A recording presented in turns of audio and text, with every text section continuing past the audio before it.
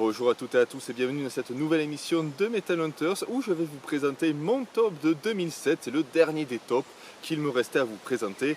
Et vous allez voir, il va y avoir à la fin du moins beaucoup de choses que j'aurais aimé changer dans ce top et sûrement vous aussi, c'est normal. Et nous allons commencer avec les déceptions de l'année puisque j'en avais noté quelques-unes. Une de ces déceptions c'est Dark Passion Play de Nightwish avec une nouvelle chanteuse complètement différente de Tarja qui venait de se faire évincer de la formation. Alors j'étais un gros fan de Nightwish à l'époque, j'étais membre du fan club et j'ai même un tableau de Tarja Turunen dans ma chambre qui est unique parce que c'est mon père qui l'a peint, donc du coup vous le retrouverez nulle part ailleurs. Donc ce nouveau Nightwish avec ce changement de voix, plus de voix opéra, une voix pop, de la musique un peu gnangnan pour les fans de Tim Burton, j'avoue que ça m'avait vraiment pas emballé, c'était une grosse déception, même si maintenant avec le recul, ouais, il y a quelques trucs qui sont sympas. Qu'est-ce que c'est que ça encore? Bref, ça m'a pas emballé. Voilà. Je sais pas si vous voyez les nuées de bestioles, mais c'est assez rigolo. Ensuite, il y avait God of War de Manowar, un album très cinématographique, mais un peu mou, un album auquel il manquait donc de la puissance qui, selon certains, se retrouvait en live. Apparemment, God of War, c'était un album à écouter en live. Vous êtes sympas les mecs, mais bon, à l'époque, et encore aujourd'hui, on n'avait pas tous les moyens d'aller péter dans l'Est, en Bulgarie ou je sais pas quoi, pour voir un concert de Manowar. Hein, voilà. Et la dernière des déceptions, c'était Scarsick de Pen of Salvation, qui est arrivé après un bis somptueux. Il faut dire que l'attente était très haute pour ce disque. Un disque en demi-teinte donc. Autant une moitié de l'album est assez bien, hein, je dois l'avouer, autant l'autre avait des titres vraiment pas top, des vocaux un peu typés rap US, assez désagréables, et puis ce titre de merde Disco Queen qui semble avoir été créé pour emmerder le fan de prog de base et le métalleux, ou pour ravir ce qu'on appelait à l'époque les fans de VS, qui étaient toutes ces personnes qui traînaient sur VS, qui étaient en général parisiens, hein, ou sinon ils venaient de grandes villes, des mecs qui avaient des cheveux courts, qui portaient jamais de t-shirt métal. Alors attention, j'ai rien contre les mecs qui portent pas toujours de t-shirt métal, moi-même, hein, je suis pas toujours avec un t-shirt métal. Si mon évolution capillaire suit celle de mon père, je vais finir le crâne rasé, ce qui tombe bien puisque je suis raciste. Non, je rigole, calmez-vous, calmez-vous. Et donc voilà, tout ce genre de personnes qui avaient un peu honte d'aimer le métal lorsqu'on leur disait « Ah ouais, t'écoutes du métal, c'est cool, c'est quoi tes groupes préférés ?» Et ceux qui répondaient c'était « Ah attention, j'écoute pas que du métal, oh Dieu m'en garde, je suis athée, mais non, j'écoute aussi du rap, parce que le rap c'est bien, j'écoute aussi de la musique populaire, voilà, tous ces gens-là. » Disco Queen qui avait été joué au Hellfest 2007 par Pen of Salvation, qui avait annoncé le titre un peu du genre bon alors hein, c'est un festival de métalleux, vous voulez du gros métal? Et bien on va jouer un titre disco, bande de cons. Voilà. Et voilà, ils ont joué Disco Queen, ils étaient contents, ils avaient la sensation de faire chier tout le monde, et ils ont fait chier certaines personnes, moi le premier. Après il y avait tous ces cons là qui dansaient, ouais, c'est génial, on nous chie sur la gueule. Et bien allez à Dubaï.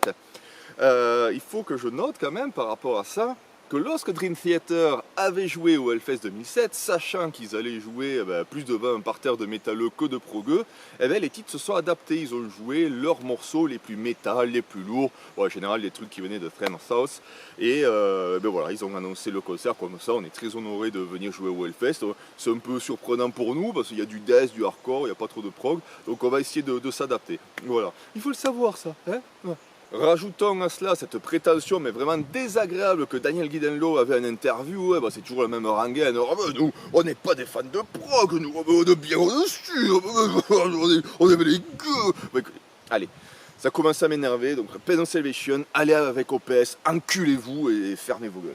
Allez, dans le calme cette fois-ci, parce qu'on va avoir de la bonne musique, nous allons passer à mon top qui est un top 8, et la 8e position était pour Paradise Lost de Symphonix, un album qui m'avait déçu lors de la première écoute, puisque il y avait cet éloignement aux sonorités mythologiques qui poissonnaient sur les autres disques. Truc que j'adorais. La musique en soi est beaucoup plus agressive, que ce soit dans les riffs ou dans le chant de Russell Allen, quelque chose qu'on pouvait déjà apercevoir dans The Odyssey, l'album précédent.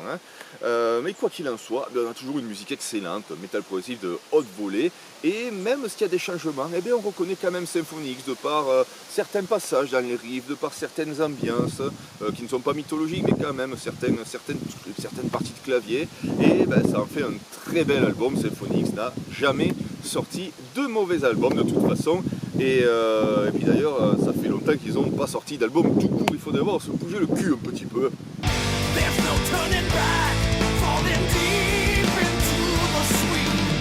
Collapsing black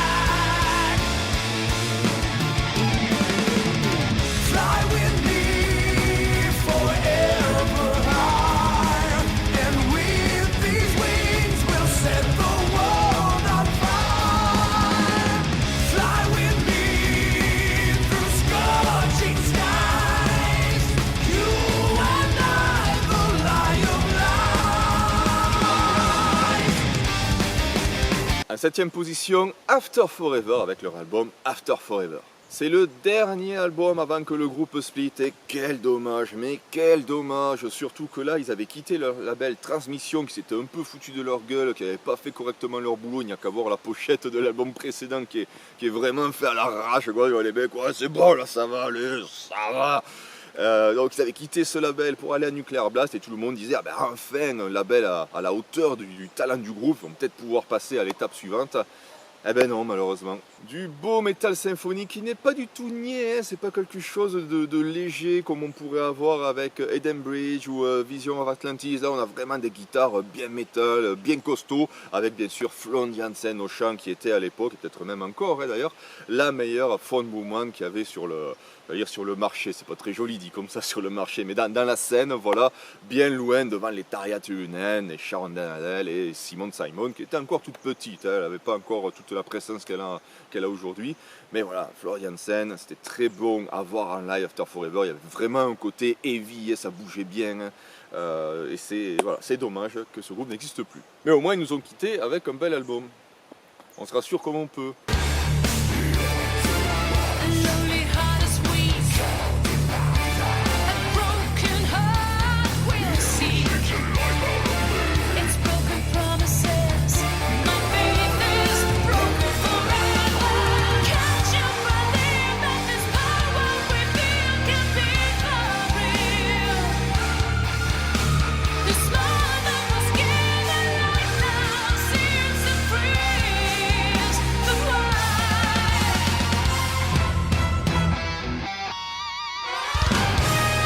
Septième position pour Ziltoid the Omniscient de Devin Townsend. Devin Townsend qui à l'époque n'allait pas très bien, hein. Après l'album de Strapping Young Lad, il nous avait dit je fais une pause, je reviendrai plus. Résultat, 2 mois après le mec, enfin en gros 2 mois après le mec nous revient avec un superbe album tout aussi délirant que virtuose. Le concept est barré, celui d'un extraterrestre addict au café. Et on a une sublime musique progressive à la Devin Townsend qui est assez aérienne, assez virtuose, sans que cela parte dans le côté technique. Devin Townsend ne fait pas du Steve Vai, il peut le faire mais ça l'a jamais intéressé. Et malgré le côté fun du disque, on a quand même des passages poignants, des passages qui portent à la rêverie, à l'évasion. Et donc ça en fait de ce Ziltoid the Omniscient une petite perle assez unique en soi, dans la discographie du Canadien.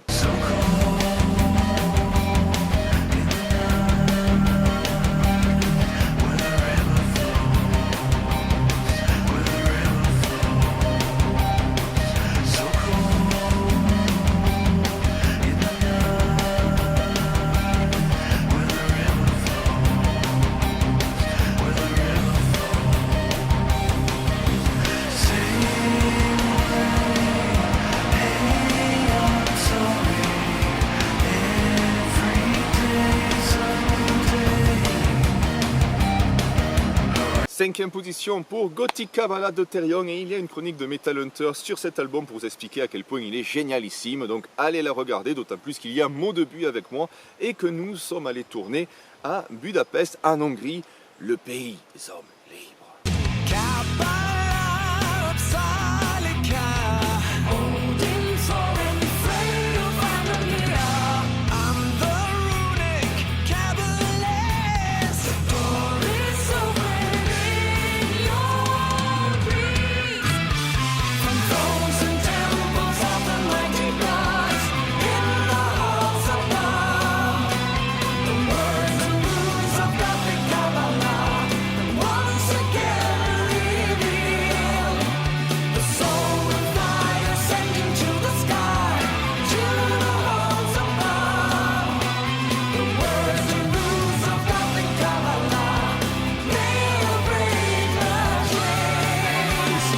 Quatrième position pour Genetic Disorder de Nightmare. Comme toujours, avant, je sens que cette phrase n'a aucun sens parce que comme toujours, ça veut dire que c'est encore le cas. Or, je n'écoute plus Nightmare et comme toujours avant, c'est un heavy metal bien à eux avec des guitares qui sont assez dures, qui grognent, parfois l'analotrash, une batterie qui tape assez bien et puis bien sûr un chanteur d'exception à la personne de Joe Amore J'avais déjà vanté Soul Chant dans la chronique de King Crow que je vous invite à aller voir. Quoi qu'il en soit, à l'époque, je ne loupais jamais un album de Nightmare tant j'étais sûr que le disque allait me plaire. C'est pour ça que je me dis encore qu'il faudrait que je me penche sur le groupe pour voir ce qu'ils font aujourd'hui, malgré tous ces changements de chanteuses qui sont un peu même. Bon, et ça arrive.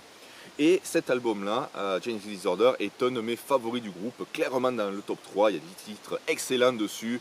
Queen of Love and Pain, où on peut voir tout le talent de Joe Amore, toute sa force vocale. Leader of the Masquerade, qui est bien direct, bien impactant. Nothing Left Behind et son mid-tempo irrésistible. Bref, c'est un excellent disque. Vive la France!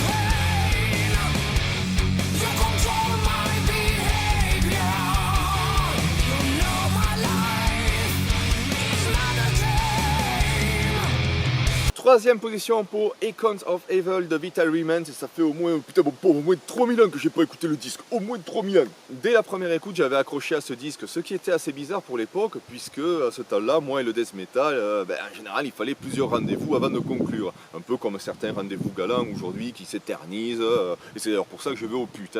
J'économise du pognon, je fais pas faire de faux semblants en mode « Ah ouais, mais c'est trop bien ce que tu racontes, mais t'es trop intelligente comme fille, franchement, t'es vraiment top !» Et puis en plus, quand tu vas au pute, tu peux... Enfin bon, c'est loin du sujet. Donc directement, j'avais accroché à ce Vital Remains. J'aimais beaucoup le contraste entre les passages d'une brutalité très intense. De toute façon, il y a Glenn Benton au chant. Donc dès que le mec ouvre la gueule, c'est sûr que ça va être la violence.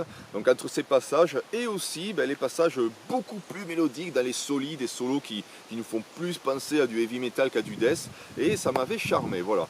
Il faudrait que je réécoute ce disque aujourd'hui, qui est peut-être un peu long, je crois qu'il fait une heure ou plus d'une heure, donc à la fin ça peut être un peu fatigant, mais bon voilà, c'est mon top 3.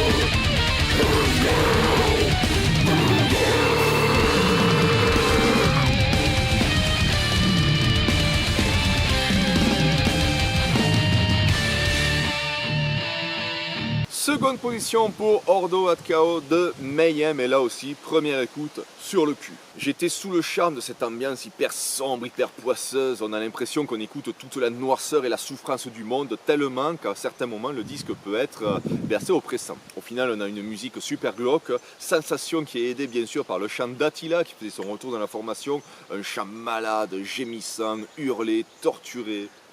Nickel. Les parties de batterie sont sublimes, parce que c'est El Hammer, donc c'est très précis, très technique. Et c'est aussi un album qu'il faudrait que j'écoute, surtout que le disque d'après, qui était assez similaire dans le style, ça m'avait pas plu. Donc autant aujourd'hui, Ordo ad Chaos me gonflera un peu. Et...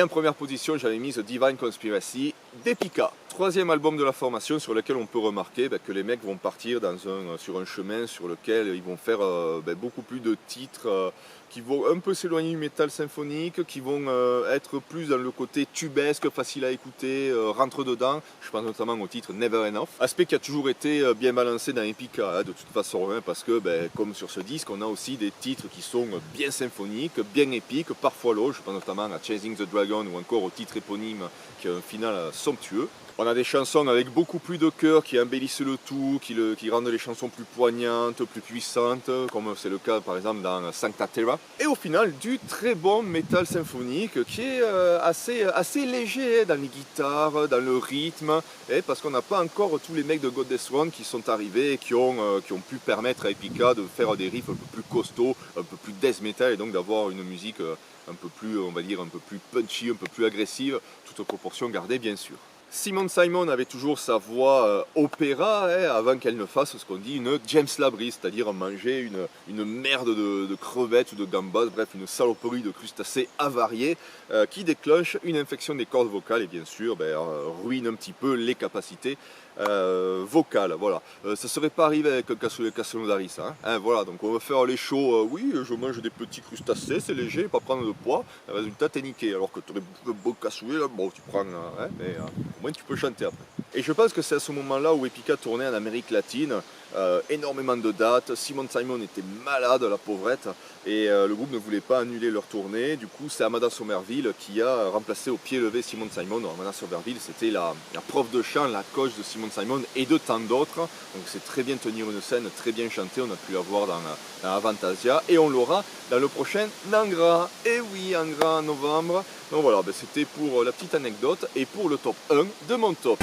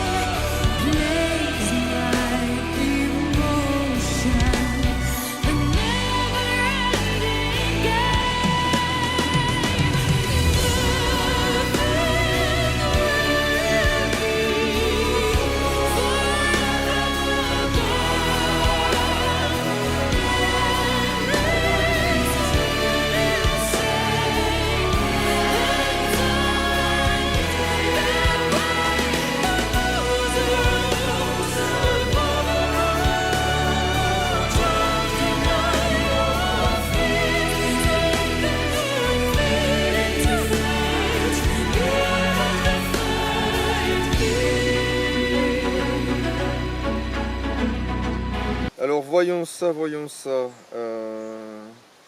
C'est vrai qu'aujourd'hui si je devais refaire le top, je sais pas trop qui serait premier, peut-être Epica le resterait parce que c'est vrai que c'est un grand album, mais clairement Symphonix, Therion et Devin Townsend monteraient dans le top 5 et forcément il y aurait Nightmare et surtout Vital Remains et Mayhem qui descendraient.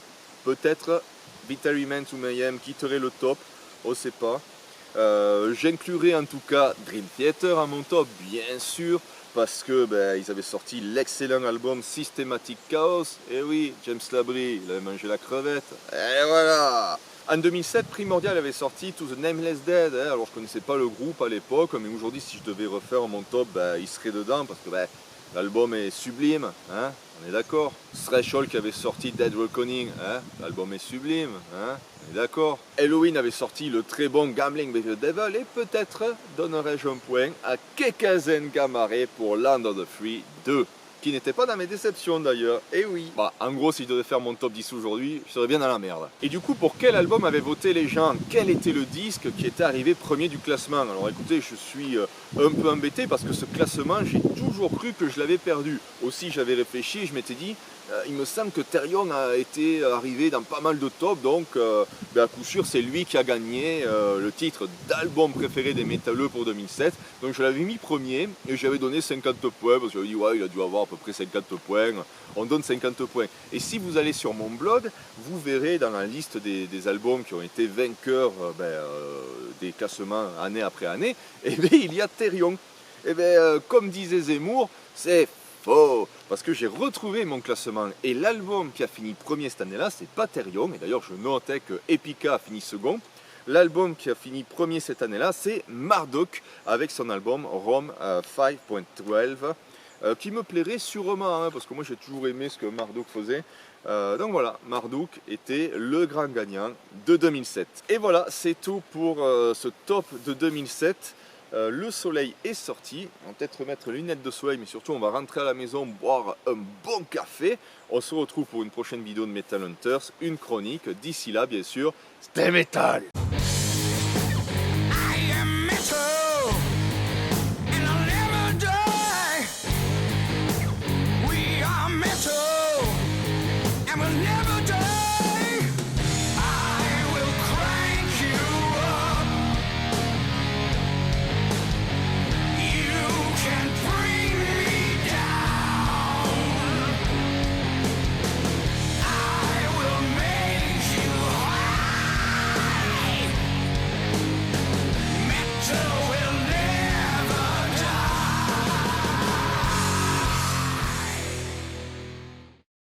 Ah, je dois vous dire que je vous ai menti, mais je vous ai menti involontairement, parce que je vous ai toujours dit, le top de 2007, c'est le dernier qui me reste. Après ça, j'en ai plus, j'ai plus d'anciens tops. Eh bien, sachez qu'en fouillant dans mes petits papiers, j'ai trouvé le top de 2005. Et après, je l'ai perdu. Mais je vais le retrouver, vous inquiétez pas, et je vais vous en parler, parce que franchement, c'est un top de PGM, et je changerai rien du tout concernant les albums que j'ai mis cette année-là et leur ordre. Donc c'est vraiment un truc bourré de pépites et je vous présenterai ça après la chronique qui arrivera lors de la prochaine vidéo. Donc on se retrouvera pour la chronique et puis pour ce top et d'ici là bien sûr, stay metal!